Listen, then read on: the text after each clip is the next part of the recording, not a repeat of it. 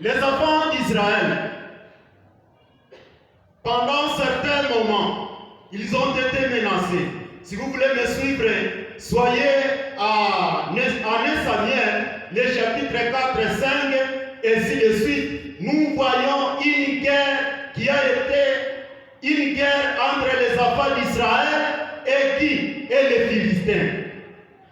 La Bible nous dit en 1 Samuel chapitre 4, à partir du premier verset, que lorsque la guerre a fait rage entre les Philistins et les enfants d'Israël, les Philistins ont pris le dessus sur les enfants de Dieu.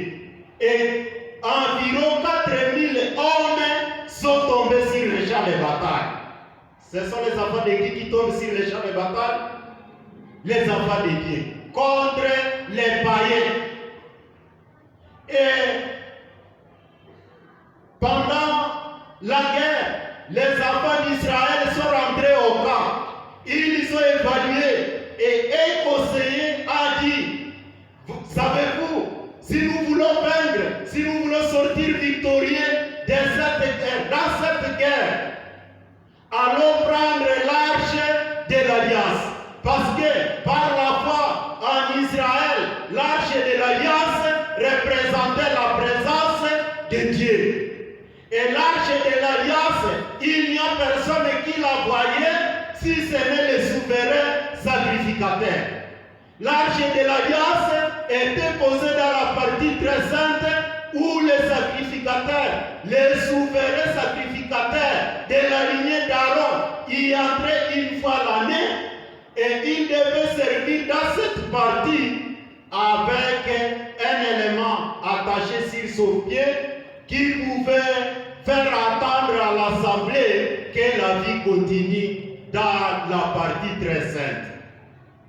Et quiconque, si les souverains sacrificateurs pouvaient y mourir, il était attaché d'une corde. Et on devait tirer cette corde par les derrière. Parce que s'il arrive que l'on tire la personne par les devants, on tire en regardant vers la partie très sainte et que les voiles se soulèvent et vous voyez la partie très sainte, vous allez aussi mourir. Alors, pour les enfants d'Israël, ils savaient que si l'arche de Dieu arrive dans les camps, dans les champs de bataille, et que ces païens ici, s'ils regardent, ils vont faire quoi? Ils vont mourir. Mes amis, ça n'a pas été le cas. Ça arrive des fois que l'on te donne des formules de prière. Mais en dépit de toutes ces formules, la difficulté persiste. Au contraire, au lieu que la solution arrive, les difficultés augmentent. C'est pourquoi ce soir, nous vous invitons à connaître Dieu tel qu'il est. Notre Dieu, Mungu wetu asaidiwe. Et il a ses formules d'agir. Vous ne pouvez pas lui tracer la voie et croire que si on y va comme ça, c'est une formule magique et ça va réussir. L'arche de l'alliance arrive au camp, au champ de bataille. Les enfants d'Israël applaudissent comme pour dire que la victoire est déjà là.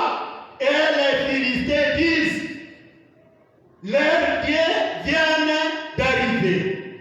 Et ils témoignent que c'est le Dieu là qui a opéré des miracles en Égypte. Et d'ailleurs, c'est ce Dieu là qui les a fait traverser la mer Rouge.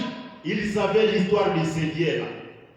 Mais les Philistins disent, fortifiez-vous. Ils se disent entre eux, fortifiez-vous. Mes amis, je ne voudrais pas vous faire fatiguer par cette histoire. Mais là que je vais aller, ce soir, avec la difficulté que tu as, notre Dieu va s'en occuper. Amen. Notre Dieu va s'en occuper. Amen. Lisons 1 Samuel chapitre 5. 1 Samuel chapitre 5, versets 6 et 7. 1 Samuel chapitre 5, versets 6 et 7. 1 Samuel chapitre 5, le 6e verset et le 7e verset.